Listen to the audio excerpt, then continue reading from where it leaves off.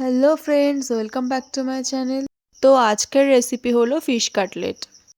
আমি এখানে রুই মাছের পেটি নিয়েছি যাতে কাঁটাগুলো ভালোভাবে বাছা যায়। প্রথমে আমি মাছগুলো সেদ্ধ করে নিয়েছি, এরপর ভালোভাবে কাঁটাগুলো বেছে নিলাম। এরপর সেদ্ধ মাছের মধ্যে নুন, হলুদ, জিরে গুঁড়ো, পেঁয়াজ আর আদা রসুন বাটা দিলাম।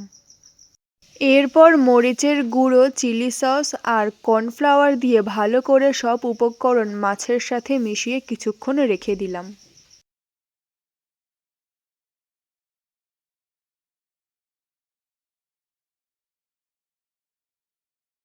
এরপর কোটিংয়ের জন্য দুটো ডিম আমি এখানে ভালোভাবে মিশিয়ে নিলাম।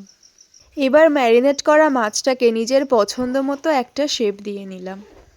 এরপর শেপ দেওয়া মাছগুলো ডিমের মধ্যে একটা কোট দিয়ে ব্রেড ক্রাম্বসে আরেকটা কোট দিয়ে নিলাম। ভালো মুচমুচে করার জন্য ব্রেড ক্রাম্বসের কোটটা একটু পুরু করে দিতে হবে। এরপর গরম তেলে ফিশ কাটলেটগুলো দিয়ে উল্টে পাল্টে লাল লাল করে ভেজে নিতে হবে।